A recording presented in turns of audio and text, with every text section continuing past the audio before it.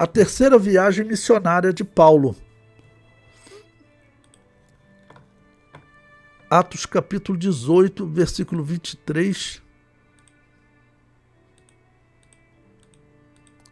Então mantenha a sua Bíblia aberta. Nós lemos até o versículo 22. Agora ele vai iniciar a terceira viagem missionária. Então a segunda viagem missionária concluiu com essa passagem por Cesareia, Jerusalém e Antioquia. Bom, no livro aí eu comentei, nesta viagem missionária, Paulo passa pelas regiões da Galácia e Frígia, regiões que ele tinha evangelizado e que agora necessitavam de manutenção da fé.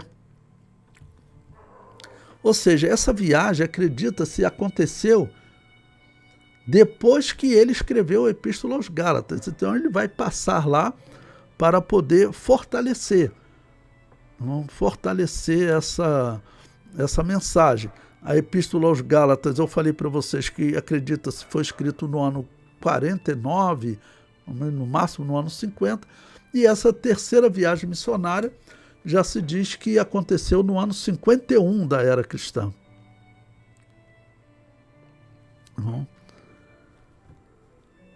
Bom, vamos então também abrir, mantenha a sua Bíblia sempre aberta, o livro tem um comentário aí, um resumo, né?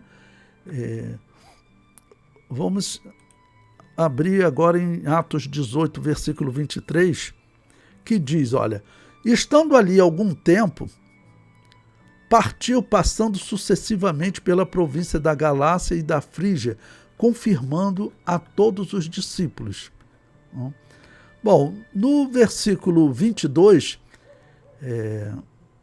no versículo 22, ele saiu de Éfeso e foi para Jerusalém, tá ok? Bom, agora no versículo 23, ele confirmou todas os discípulos na região da Galácia. A Frígia também, ela fazia parte da região da Galácia. Essa região vai se tornar muito conhecida. Nós estamos estudando no ano 50, 51. Nós sabemos porque no ano 160 da era cristã, ou seja, 110 anos depois, vai haver um conflito entre as igrejas aqui da Frígia, da Galácia, e a igreja de Roma e de Alexandria. Tinha um pastor nessa região da Frígia que eles viviam num período de perseguição, no período da perseguição do imperador Marco Aurélio. E durante aquela perseguição teve um pastor dessa região que ele acusou o bispo de Roma e o bispo de Alexandria de terem sido aprisionados e terem negado a fé na perseguição para não morrer. Infelizmente, essa era uma questão muito comum. Diz a história que toda perseguição tinha, infelizmente, pessoas que fracassavam na fé. O que é muito ruim, né? É muito triste. Eu fico pensando as pessoas que, depois da perseguição, voltavam para a igreja. Nós conhecemos na história N casos de conflitos em igrejas com pessoas que fugiram da perseguição, terminou a perseguição, eles voltavam, diz a história que essa perseguição de Marco Aurélio acabou porque Marco Aurélio adoeceu, estava à morte, e um cristão orou por ele e ele ficou curado. Aí ele acabou com a perseguição. Os sacerdotes pagãos que diziam que tinha que perseguir os cristãos.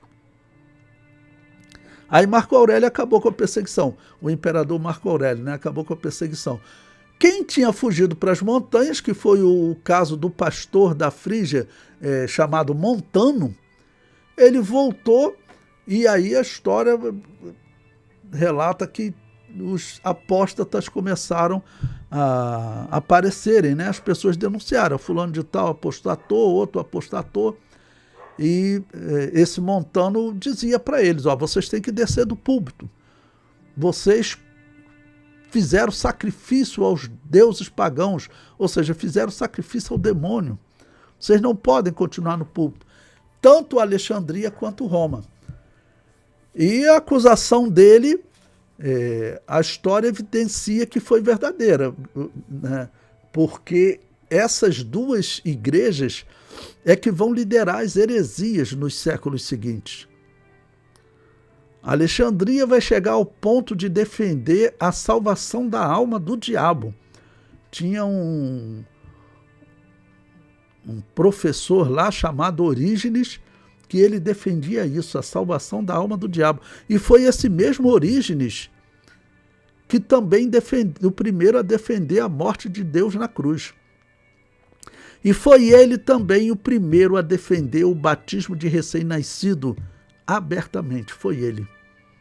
Origens de Alexandria, ou seja, a heresia nasce em Alexandria. Em Roma, foi ela que mudou a data da Páscoa para que as pessoas não comemorassem mais o dia da morte de Jesus, a Páscoa, no dia que Jesus morreu.